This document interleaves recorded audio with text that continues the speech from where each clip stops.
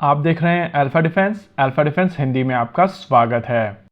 आज के इस वीडियो में हम लोग बात करने वाले हैं जम्मू और उधमपुर के बारे में, जिन साइट्स को लेकर पाकिस्तान की तरफ से कई क्लेम्स किए गए हैं और उनकी तरफ से कहा गया है कि भारत के इन साइट्स को उन्होंने टारगेट किया है।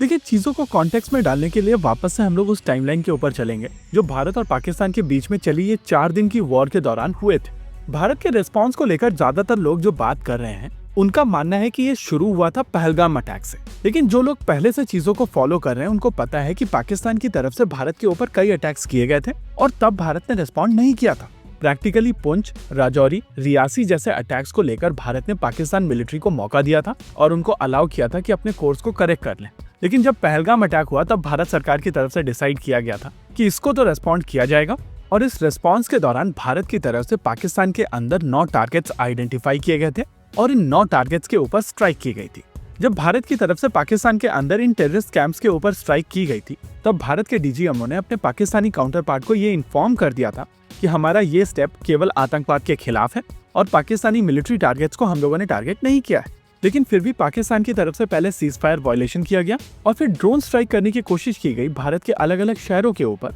जहां पर इनके टारगेट सिविलियन और मिलिट्री इंफ्रास्ट्रक्चर दोनों थे। भारत के एयर डिफेंस सिस्टम्स ने इनको न्यूट्रलाइज किया और उसके बाद भारत की तरफ से पाकिस्तान के अंदर ड्रोन स्ट्राइक करना शुरू किया गया था। यहाँ पर ओवरवेल्म होने के बाद में पाकिस्तान की तरफ से भारत के ऊपर हाई स्पीड प्रोजेक्टाइल्स चलाई गई, जैसे कि फतेह 2 रॉकेट्स, और इनको भी इंटरसेप्ट किया गया। ये वही इंटरसेप्शन है जो सिरसा के पास में हुआ था, और जब सिरसा के पास में इंटरसेप्शन हुआ था तो उसके बाद भारत की तरफ से इंटेंस अटैक शुरू किया गया था, जिसमें मिसाइल सिस्टम्स का भी प्रयोग किया गया था और पाकिस्तान में लगभग हर जगह पर यह स्ट्राइक की गई थी। शुरुआत में केवल 4 बेसिस के ऊपर ही स्ट्राइक की गई थी और इसके रेस्पॉन्स में पाकिस्तान की तरफ से भारत के बेसिस के ऊपर अटैक करने की कोशिश की गई थी, जिसको भारतीय सेनाओं ने विफल करा दिया था और पाकिस्तान जम्मू और उधमपुर को टारगेट नहीं कर पाया था। हालांकि इसके भी रेस्पॉन्स में भारत ने फर्दर पाकिस्तान के अंदर बेसिस को स्ट्राइक किया और 3 रेडार साइट उड़ाने के साथ साथ इन टोटल 11 बेसिस को टारगेट किया गया था। इन 11 स्ट्राइक में 2 स्पेशल स्ट्राइक्स भी थी और इन दोनों स्पेशल साइट्स को लेकर हम लोग आगे चलकर कुछ वीडियो करेंगे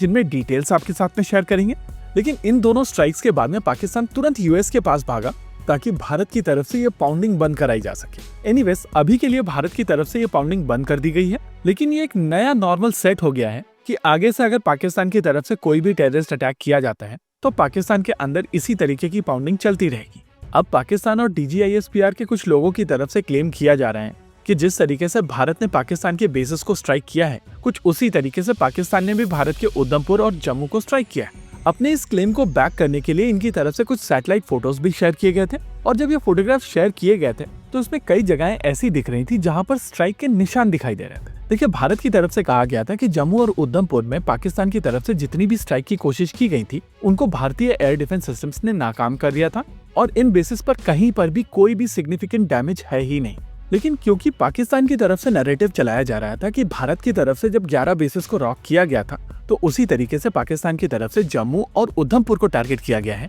जो पाकिस्तान का रेस्पॉन्स है। पाकिस्तान से आ रही इन फोटोग्राफ्स को वेरीफाई करने के लिए हम लोगों ने कुछ और सैटेलाइट एक्सपर्ट से बात की और कोशिश की ऐसी फोटोग्राफ्स को निकलवाने की जो ना ही केवल रिसेंट थी बल्कि 11 तारीख की थी, जिससे पूरी पिक्चर बेहतर समझ में आए और हम लोगों को पता चले कि एग्जैक्टली पाकिस्तान का ये क्लेम कितना ऑथेंटिक है। जैसा कि अभी आप अपनी स्क्रीन के ऊपर देख सकते हैं कि जम्मू और उधमपुर के बेसिस के ऊपर किसी भी तरीके की स्ट्राइक के निशान नहीं है और पाकिस्तान की ये फोटोग्राफ पूरी तरीके से डिजिटली अल्टर्ड है। इस कॉन्फर्मेशन के बाद में हम लोगों ने पाकिस्तान से आ रही इस इमेज को फर्दर एनालाइज किया और AI की मदद से जब हम लोगों ने इसको स्टडी किया तो पता चला कि ये जो ब्लैक डॉट्स हैं ये ऊपर से डाले गए, यानी कि जो बंदा DGISPR के लिए फोटोशॉप कर रहा था उसने भी इनको गधा बना दिया। यहाँ पर DGISPR और उनके बॉट्स पूरी तरीके से एक्सपोज होते हैं और ये एक्सपोज अभी और चलेगा। फिलहाल के लिए इस वीडियो में रखते हैं केवल इतना ही। वीडियो को अंत तक देखने के लिए धन्यवाद। देखते रहिए अल्फा डिफेंस। जय हिंद।